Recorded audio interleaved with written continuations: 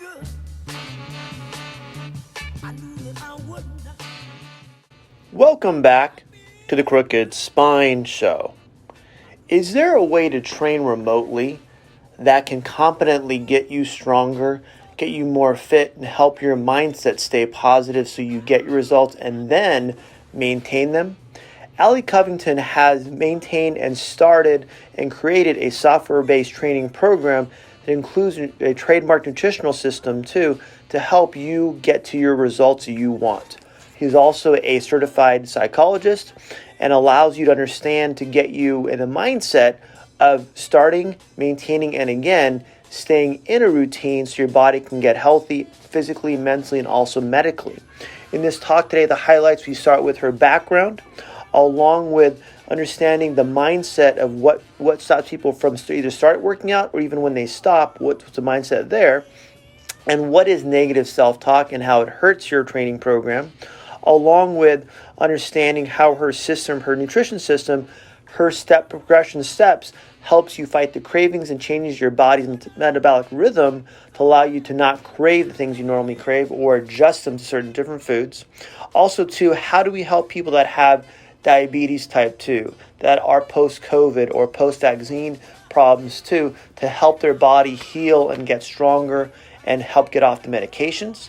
We also end with too, is as pandemic has been a benefit, it's getting people to get healthier, but on their own. They're getting used to online training, getting used to training with people, maybe via video or via talk or text to understand how to get and stay healthy long term. So listen to Alli Covington's talk. She's very phenomenal. She's very educated and a lot of experience, and understand how she can help you get there and stay there with her online training, along with her trademark nutritional program too. So enjoy talk, my friends. Again, the show notes has highlights to the full video, the podcast links too, along with previous podcasts.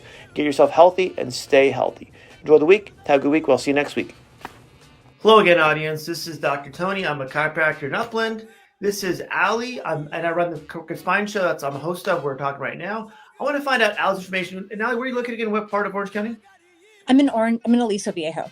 She's in Aliso Viejo, so she's a little bit further than me. So we're on StreamYard or Zoom today. We want to find out, how do we help people? Because she's helped my client tremendously, even where she lives versus where my client lives, where my patient is. How do we get our mindset ready and maintain that mindset along with the physicality to make better results, right? All of us want to get healthier. We want to get to where we feel good at a good weight for us, whatever that is, so our confidence builds up. We can do our day. But I want Alli to help me understand and patient understand, coming in, this is middle of January now, after January 2022, how do we now, if we haven't yet, get into a routine and get things going? So Alli, give me some of your background. We talked about some of your show notes, but give me your background. So my background is I started off my whole fitness journey in college as a personal trainer when I was pre-med. I was a bio major, and I got certified as a personal trainer and teaching group exercise classes because I thought that would pay better than waiting on tables. And it did. And so I started it because I thought, well, if I'm going to be in the gym, making sure that I'm staying fit and not getting the freshman 10, because that's what it was in the 90s, not the freshman 50, like it is today. I didn't want to gain the freshman 10. And so I thought, well, maybe I get paid. I get paid for doing something I'm going to be doing anyway. And didn't realize how passionate I'd become about it. Didn't realize how good I would be at it. And so I worked my way through my bachelor's and my master's degree teaching, and training. And I have a master's in counseling psychology. Took a year off between my undergrad and my grad and applied for law school, got in, and changed my mind and went and got a master's in psychology instead. And it made me a much better trainer, made me the #1 trainer 3 years straight at the club I was working at. Yeah. I have some funny anecdotal stories behind all of that. But and using that training, that degree, the master's degree especially, and then also your experience as a trainer, at that point, what made you want to author a book and do software? Ooh, I wanted to reach more people. Good. So fast forward a little bit. I diverted from fitness for a little while to go build a financial planning business because I wanted to have a family and have more time and be a good mom for my kids. And I knew that training in the club for, trading dollars for time wasn't going to allow me to do that long term. So one of my clients in the club, who is a really wealthy guy, said, you need to go into finance. And I thought, no way. Are you kidding me? You're 20-something, right? At this point, you're still 20-something? I am. Yeah. Okay. And he said, no, you really should. And I was like, no, because all I knew about finance was what you see in the headlines. And those are never good. Right? What year is this? This is, I got my master's in 2001. Okay. So I finished with my master's in 2001. I started into finance right then. I was getting my licenses right as I was finishing my master's, because why not do 3 things at once? Why not work full time, finish up your master's, and get licensed? I mean, why not? That seems logical, right?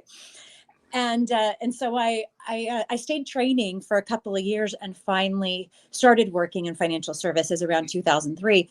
But people always knew that I was a personal trainer, and they'd come to me for advice, and they'd say, what can I do to get in shape, Alli? What can I do here and there? And they were never people that lived next door to me. They were always people from all over Southern California or all over the country. So they'd actually probably met you in the group exercise training, then also moved on to their world, wherever the city is. So now they go, okay, come back to you. So that's why I wrote the book and the software. But going back to that, originally in 1997, I created the first group exercise weight training class because I wanted to be able to personal train more people faster. So it's always been a thing for me to want to scale my expertise.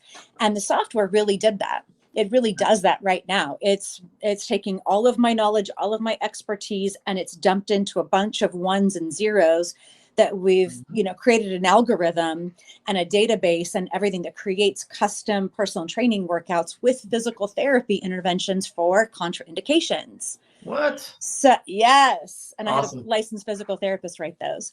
So all the videos have voiceovers so that it can guide you completely through your entire set. So if you just hit that video every single time, it'd be like having me right there with you, giving you the cues, like pull your belly button in, push through your heels, shoulders back, all of that stuff that I would normally do if I'm meeting you in the gym. Good. And you're also helping someone. Okay, what happens when we go to the gym? They start to hurt. They start waking up scar tissue. They had injury back in high school, the knee injury. Now you've woken everything up doing leg press squats. And you said physical therapy allows them now, okay, we have that. Let's get over that to reach your final goal so you don't quit. You don't stop.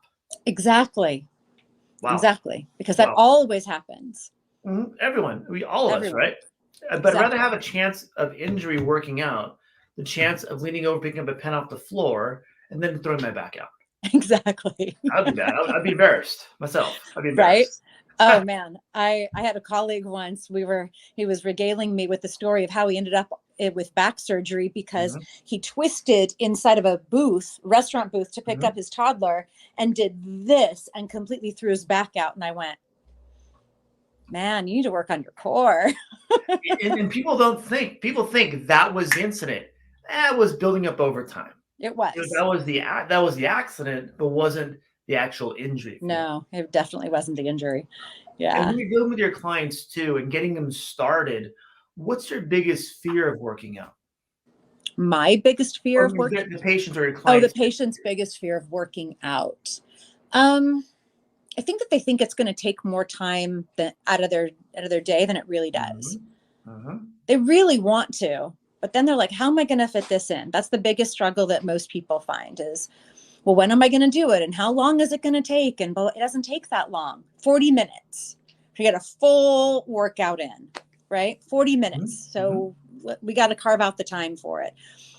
And people just put other things, other priorities in place of their own health until something tragic or dramatic happens and they get a huge wake-up call. It's almost they find a why to work out or the why hits them to work out. So what I've noticed about people psychologically, because this goes back to your first question that you started down when we first started talking, is most people psychologically, we are all hardwired to avoid pain, right? I hurt, I want to get away from hurting. But once we no longer hurt, we don't usually turn toward pleasure and run toward pleasure, right? Agreed, yep. Especially when we have to do something that physically hurts to bring us pleasure. So shifting that mindset from, okay, I want to not be injured, heavy, on medications. I want to not be here, and switching it. And once we get there, switching it back to now I want to have better sex, better relationships, better. And like just trying to drive up the score is what I call it. Right. It's almost you want to become more confident in your overall day. Yeah. But most people don't reach toward their own personal greatness. Wow. So this is about that, right? And if you can do it physically, you can do it in business. You can do it in your family. You can make all of those changes, which seems so much more difficult, especially if we don't have control over our bodies. If we don't have control over our ability to go work out and keep pushing, even when we've already got the results that we think that we wanted, how are we going to trust ourselves to go reach for anything else more in life? It's almost you need that discipline that you can gain from working out to feel uncomfortable. Then you can get comfortable with that level of, if you want to call it fitness, and then get that portrayed in your overall life, your family life, your business life, your personal endeavors, whatever you want to do. Yeah. What words do you want people to stop saying to prevent them to get to that point? When I start. You've already started. You're here. Like, why are we, what? Because when you start, the starting line is when you've got it all perfect. No. Don't confuse the end for the beginning. Right. Good. And so that's the thing I hear most people say, when I start, or when this happens, I will start, or when whatever. It's like, well, then I guess you're not ever going to have it. And it's almost, you want to go, and I always get too, I want to start, but I have this to take care of, but I have 2 kids, but I'm like, that's great. Then how do you want to get there? You've set yourself up with the mindset already of failure versus saying, how do I do it? Right. How do I get there? How do I get the advice from Alli and go, how do I get this thing going? Well, and one of the things that's very difficult for any parent to try to swallow this pill is you have to put yourself first, right? So when you get on an airplane and they say you put the mask over yourself, then you help anybody else. And our minds automatically say, no, I've got to protect my baby first. I've got to do everything for them first, but they don't realize that they're going to pass out in the meantime, and now they don't have a parent. And that's the whole reason behind it. So shifting that instinctive mindset from I do for them first, their needs come before mine, to this is a need that they need me to be my best. So I've got to take care of me first, and then I take care of them. Right. Good. When we get up in the morning, we don't automatically just go get our kids taken care of. We get a cup of coffee first, right? We go to the bathroom. We take care of our immediate needs and then theirs. And and exercise and diet are critical. They're in that same vein. How are you going to be around for your grandkids? And what if you are, but you're in a walker, or you're just you're bent over, you're osteoporotic, you're hobbling along because of all of your surgeries, and you're a shadow of your former self when you were a parent. That's the kind of grandparent you want your grandkids to see. You're alive, but your quality of life is way down here versus where it could be if you take care of it now. Exactly. And it all starts in our minds. It's all a mindset thing. And I don't know of any other trainers that actually have a master's in counseling. I've heard of people having a bachelor's in psychology and being a trainer. I met one of those. But undergrad psych work is all very clinical. It's not counseling based.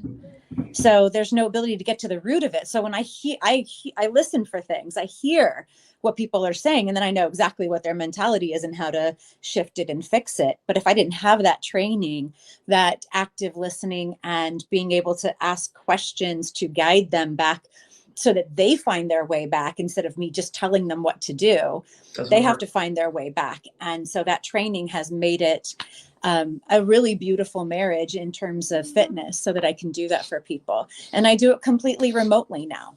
I don't meet anybody in the gym. I can't reach enough people if I do that, if I spend my time there. So it'd be very limiting, but that's why I built the software. So now I can train anybody from anywhere.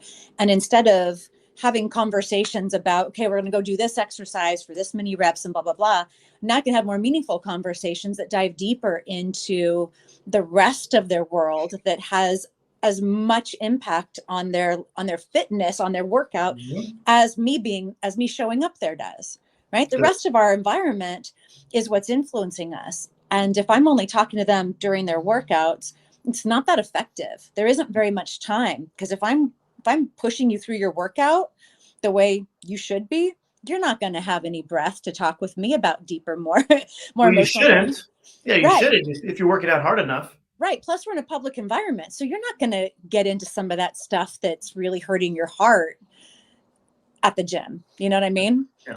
So it's been really, really wonderful to be able to do that. And when I thought about this in 2009, the technology wasn't there to do what I wanted to do. And it wasn't until COVID that people actually started paying attention to remote training as legitimate as meeting me in the gym. It's no different. My clients go, well, it's like having Alli in my pocket right here. Here she is. And then they can communicate with me on, better issues. Well, I think a lot of it is, like you're saying, you're hitting the nail on the head. People had to adapt. If they want to stay healthy, okay, I want to work out, but how do I do it without being with Alli? How do I do it without being my normal trainer? And trainers that have, like yourself, who have adapted, even more long-term, now are seeing the benefits. And someone goes, this is a lot easier for me to do it at home, at my own personal space, and talk to Alli on the side, so I know I'm doing it right. Exactly. And now my clients can work out at the gym or at home, wherever suits their needs. They still get the same workout. It's still progressive. It's still meeting them at their particular stage and taking them through it. It's like if I was to be everywhere all at once, and whatever my client's space of need is, here I am suddenly materializing, which is really great. Well, it allows people to see, okay, I'm going to reach Alli when I have this going on, but overall I have a program set up for me to continue get, not only, like you had mentioned, getting out of pain, feeling like I'm at the way I want to be, I feel stronger, but how do I maintain that when I get stressed, when I have a family crisis, when I have a job issue, so I don't fall off track? I can, Alli goes, hey, you didn't check in today. What's going on? Where are you? Yes. And they also have their custom, nutrition program all in the same place. Talk me about that. How does that nutrition program work? Okay, so I created the calculations that I know work for my clients long term. It's based on good biochemistry. It's based on illness prevention, chronic illness prevention, and or restoration back to health if they do have one. I've looked at all of the diets from cardiologists, endocrinologists, oncologists, and put them all together, neurologists. And I've taken all of their overlapping best practices and then taken my understanding of psychology and what clients actually need in order to be able to implement some of these quote unquote diet plans, and taken it out of being a diet and just put it into, here's the protein that we want to hit, oils we want to hit, here's how much we want to restrict the bad carbs, and the land animal fat. So I distinguish between land animal fat and oils, which my clients are like, you're the only one I know that does that. I said, well, that's because they behave very differently inside your body. And so they know what they can have up to a certain amount of all of these things, but these things over here have as much as you want, tons of fruits and veggies. And so it's a gut healthy diet. It's an endocrine healthy diet, heart healthy, mind healthy diet. It's not a diet. It's just a way of eating. Because I have chili cheese fries in my recipes on the app. Yes. All my clients are like, oh my God, I love these chipless nachos. I'm like, yeah. And then you can even add a few chips in too, right? If you like them. But the chipless nachos are really pretty good. So I'm a foodie. I come from a couple of parents that love to cook and taught me how. And but the recipes are all very simple, very tasty, but very, very healthy. So you kind of go, I'm eating health food? Wait a second. What is this? You have steak and potatoes on there? You have cheesecake on there? What? I do. When you mentioned you help people that are, for example, that may be on medications for, say, type 2 diabetes or things like that. Walk me through how you walk someone through a medical condition where they've been medicated. Now they go, hey, I'm tired of this. I'm tired of feeling this way. Alli, what do I do? We're going to get you on. We're going to fix your gut. Whatever the motility issue is, whatever the microbiome dysfunction issue is, we're going to fix that while you stay on your medication, while you start doing your workouts, while you start changing your eating habits, while we start getting used to. So I'm going to replace that sugar craving with French fries. And we're going to do a stepwise progression into healthier eating habits. But changing the gut microbiome really it really accelerates that, because your gut is going to work against you. If it's dysbiotic, it's going to make getting rid of those cravings extremely difficult. And it's going to feel like you're swimming uphill. Yeah. That's the best way I can describe it. Really swimming uphill. So once we fix that, and we start with, do you have a motility issue like heartburn, nausea, cramping, bloating, diarrhea, constipation? Those are motility issues. We fix the motility issue first over the course of about 3 months, and then we can go in and repopulate the gut with spore-based probiotics. So that way they can proliferate, get into the gut, fix the leaky gut. So there's no LPS issues going back to the brain and the skin. So we're going to see our skin clear up. We're going to see beautiful skin emerge, our hair and nails healthier, our mental fog and our moodiness start to diminish. The anxiety diminishes, because that's all coming from cortisol receptors being blocked. And all of that's going to start getting better over the course of 3, 4, 5 months. Well, you're almost helping someone understand their internal body has caused your body become stressed. It has. How do we change that to now over time, and I like 3 months. That's my window normally to tell someone, give yourself the physiological change, that time to now become your default as healthy versus where you were before. You mentioned too the cravings. Is the cravings more taste, more psychological, or what do you think what's the cravings come from? Cravings are largely coming from the bad bacteria in your gut. Good. Okay. They are sending a signal directly to your brain to give them more of what they want to proliferate. So that's why fighting against them is so hard. It feels like an addict, like trying to get off of cocaine, right? Or whatever, heroin. I don't know. I don't want to do that again. I've never done it the first time. I've never done any of those, so I don't know. But that's why, right? So if when we start shifting that gut microbiome so that the good bacteria are more in charge than the bad bacteria, those cravings just naturally fall away. And wouldn't it be nice not to have to fight against yourself? Because every time we're fighting against ourselves, we start beating ourselves up for, why can other people do this and not me? What's wrong with me? What's so bad? I can't get right. And there's such negative talk that goes in, that we keep doing this round and round and round on the hamster wheel. And the more negative thoughts we have about ourselves, the faster they show up, the faster they come, because our neurology is wrapping myelin around those neurons, so that now that it's like a bandwidth, right? Yep. So the more myelin we have wrapped around a neuron, the faster a signal goes. And so the more often we are thinking those negative thoughts about ourselves, they eventually become so fast that we don't even notice them anymore. Almost your subconscious, that becomes the fast one versus the, hey, but this worked for you. Yeah, but I have this. It just almost becomes your default all the time. Exactly. Wow. And it becomes your crutch. And then you're a victim to just your gut.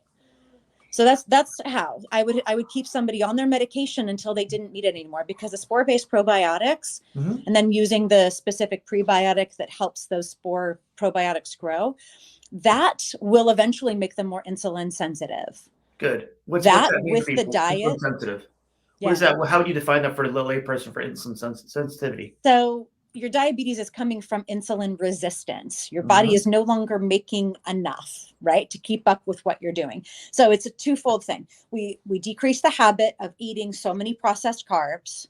We increase the fibrous carbs, all the fruits and veggies and all of that stuff that the good bacteria in our gut needs. And then we start replacing that and getting more good bacteria in there, so that way, because the insulin sensitivity starts in your gut. So the more sensitive we are to the insulin that is being produced, the lower our blood sugar is going to go, the more manageable it's going to become, and then we're off the medication. You're almost training the gut to not need that insulin as much, and allowing your body now to re-regulate. We call basic homeostasis, and it allows your body now to re-regulate over a period of time, so that ice cream cake, you don't need that every day. Yeah. And not only that, but it doesn't look that appetizing anymore. I remember when a couple years ago, I loved Diet Cokes. Loved them. It was like water to me, right? Yeah. And I started reading stuff. I'm like, this isn't good for you. This is toxic. And so over a month period, I'm like, I'm not going to do Diet Coke. I'm not going to hold off on anything. I had a little bit of one, like a 30 days later. I'm like, this can't be right. This isn't normal at all. But it took the body time to adjust to not want that taste, that flavor, that need. Now that's an interesting thing that you're bringing up, because artificial sweeteners can trigger that sugar on your palate, that need for sugar again. So it becomes like the gateway drug back to slipping back into needing all of those sugary foods again. So if you're somebody that really has strong sugar cravings, I would definitely recommend not having artificial sweeteners. Stevia is fine, right? Yep. All of the monk fruit things are fine, but the actual like Splenda and I know, right? Yeah, and the great, like all the of pink those packets, the yellow one, anything like those colors are just. But the are bad. stevia is something where it's simple, right? It still gives you that sugar flavor without the artificial, where it makes your body overall biochemically actually change. Right. It's a natural plant extract, so. Easy. Is it from Colombia? Where's it from originally? I don't remember. I don't actually know. I never bothered to look into it. I just know that if you have a little too much of it, it gives you quite a strong aftertaste, and then you're like, whoa.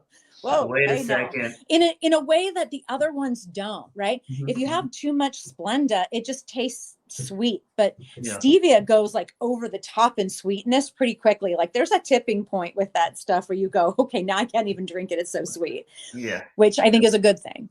Well, I think a lot of times once you find, okay, I'm using this instead, like you said, going from say desserts to French fries, you're giving someone a bridge. Okay, is that okay? Then let's go to here. And also they realize, hey, I don't want that anymore. What happened? Right. Plus psychologically, knowing that you can have French fries is like, oh, well, that's a good trade-off. I don't need an ice cream. I get to have French fries. It's like, because most people think when they get started, this is an interesting one that goes back to that first question that you asked too. When they get started, they're going to have to give up all these things that they've enjoyed. So they feel like, once I get started, it's going to be a restriction. And then they get started with me and they're like, French fries? I'm like, yeah, you need some carbs, right? If you want them in French fries, have them in French fries. If you want it in bread, I guess have it in bread. But I don't know, if you're me, I'd screw bread. I want French fries. This is America. We have French fries everywhere. Right. I want my potato chips. I don't need bread. Bread doesn't taste like anything.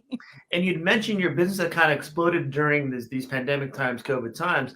Yeah. How have you helped people who have, for example, become sick and may have, say, now breathing issues, or now they have other things that have become secondary from either having COVID or secondary symptoms and conditions? What's the best way to have you help them in the last, say, couple of years? Sorry, my little guy's like, hi, I want to say hi. Hello. Xander. Good morning. Good morning. 3.5-year-old. He's got a little stuffy nose when he's home from school. Awesome. I know, Bubba. I'll be off in just a few minutes. So your question was, how do I help them when they have the breathing issues and all of those things? Yeah. Coming back slowly. One of my clients, she has a pretty rare neurological condition. I'm going to have her on my podcast to talk about it here in another couple of weeks. But she got vaccinated and then was hospitalized with myocarditis. Okay. And so it's been a slower recovery for her to come back, but I have her on a heart rate monitor. So she knows what her parameters are, and we just come back very slowly. We start one thing at a time, walking in water. Then once walking in water is in place and we're okay there and we don't have any heart issues or breathing issues, now we can get on the bike and go kind of slow. Once we're going kind of slow, then we can just gradually ramp up the pace and make sure that we're okay. But it's really just retraining your body from the ground up all over again if you have some of those long-term issues. Most of my clients that have had COVID don't seem to have any lingering issues. She was the only one that really got it. And I think it was just because she had already had some stuff going on that made her more vulnerable to the effects of the vaccine. Yeah. But everybody else seems to be okay. Yeah, I've had people who come in and they were even in their 20s and 30s, especially this last year, hospitalized for 2-3 weeks because they couldn't breathe. They're 3 months in, their breathing is still about 70-80%. They're trying to get back into it. So like you mentioned, too quickly, and all of a Mm-hmm. sudden, boom, you have a relapse. Yes. So you've got to go So slow. anything, I guess, probiotic wise or nutrition wise or supplement wise, you'd recommend someone who's going through some of that? Definitely. The probiotics are going to help because they're going to shore up your immune system. They're going to seal up the leaky gut that is probably exacerbating it. Most people have a leaky gut of some type. I don't know very many people that have really taken a huge interest in gut health. And so until I've come to that, until they've hit me, they're like, oh, okay, now this all makes sense. I can get back into the swing of things and get healthy again. But yeah, your immune system is going to get stronger when that leaky gut is tightened up. Good. So that Good. we don't have these macronutrients escaping that's causing our immune system to go attack those and leave us vulnerable to the viruses that are at the gate, so to speak. One of my clients in 2016, she was the first one that was like a really big, she had a lot going on. I remember because I was waiting in line to vote that day. Okay. So it was the election day in 2016. And she called me and she said, I'm afraid because my triglycerides are really, really high. I have my liver enzymes are out of whack. She had non-alcoholic fatty liver. The doctors were thinking that she might have an autoimmune disorder, that she was pre-diabetic. And she goes, I don't want to be on any of these medications. Alli, help me. What do I do? I said, take this probiotic, follow my meal plan, go work out, follow my workouts. And 10 weeks later, when she got tested again, Good. Triglycerides were down, cholesterol was down, no autoimmune, no pre-diabetes, liver enzymes were coming back into normal range. They weren't there yet, but everything else had really fallen back in line within 3 months. When I like that you use blood work, really, okay, pre and post, where are you now? So you actually, they can see, just from a layperson's perspective, the numbers are changing. They're getting to a better range, Yes. at a lower range where they should be. Yes. That's great. How else do we know without some data? It doesn't make sense. You can't. I mean, that's. I know. I look at back the life insurance, right? With life insurance policies, they won't do a life insurance policy unless you had, especially higher amounts, blood work done, lifestyle. Do you smoke? Do you drink? What do you do in your free time? It's everything to take the risk of someone dying. Why not take that information to get someone to live a better quality of life? Right. Again, it's one of those things where people don't usually pay attention to pleasure. They pay attention to pain. And so what is kind of sad to me is that I feel like as a society, we generally just run away from all the different pain points all around us all the time, rather than managing that and starting with a proactive approach. They go to just a complete defense all the time. Like, why don't we stop for a second, devise a proactive game plan so that you're not running around on defense all the time, trying to, play whack-a-mole with all the pain points, right? Step away from the game and make your own game. Well, I think a lot of people, sometimes they watch the media too much, and I live in a tunnel. I kind of keep everything calm down, which is take this for pain. See your doctor if you have this. Versus, hey, go and live a healthy lifestyle. Because they took that drug doesn't mean I can go dance now. It's just you're trying to go, okay, how do you get from, okay, I'm out of pain, I'm out of that. Now, how do I maintain the healthy lifestyle so it doesn't become a problem? People, and we are here, and obviously we can do it normally, but I was telling someone earlier, the reason is we don't have billions of dollars like pharmaceutical companies do to promote all this other social media. Yes. How do we make not only that, but it's not as profitable to keep somebody healthy, right? I mean, you've been a chiropractor for how long? 20 years. So you've seen your own industry change from being the redheaded stepchild to be accepted by insurance companies. It is. That was huge, right? And now it's more us getting the word out there more of, okay, yeah, we're out of pain. How do we stay healthy? How do we stay strong? How do we stay happy? How do we optimize this? The right things like yourself by saying, hey, look, go talk to Alli, figure out your plan for you to get yourself overall healthy. And like I said, maintain that quality of life, not just get there and, okay, now I'm good. That's right. And guys like you are really important. All the chiropractors and all the natural practitioners are hugely important in helping me maintain that beautiful health for our clients. I have a pretty good scoliosis myself, have since I was a kid. So I've always seen a chiropractor. If I don't go every 2 weeks, I got rib heads popping out. I'm in pain. And I tell people you don't have to go, but your life will be more exciting if you didn't come. Let's make your life good so you don't have that excitement. And that's one thing with you and me too. It's a lot of it is our job. Yes, I'm a chiropractor, but number one job is really to be the health educator first. Yes. And then my services if needed. So a lot of what you do too, you're actually almost walking someone out to take care of their own body, giving them I want to say the science behind it enough so they can get there to be dangerous. Mm-hmm. At that point, they can actually, okay, now we know what's going on inside. How do I now I have the quality, the information now to change and take that action. That's right. And maintain it. And that's where the app that I built really comes into play, is helping them maintain it at a really in a cost-effective way. Because hiring a personal trainer is for 3 or 4, 5, 6 days a week workouts would be like a mortgage payment. And basically you going and meeting with their schedule. Sometimes they can't go. If they get sick, then all of a sudden we can get someone off. That's just, it makes it that the compliance will be a lot lower when someone has to be with somebody all the time. That's right. That's right. Good. And then as we end the show now, Alli, again, it's phenomenal. It helped me understand a couple of things too. Is what's your takeaways from today's talk? Anything I had missed or something you want to kind of emphasize from today's talk? Oh, no, I think that you're absolutely a fabulous host. This has been wonderful. I really appreciate it.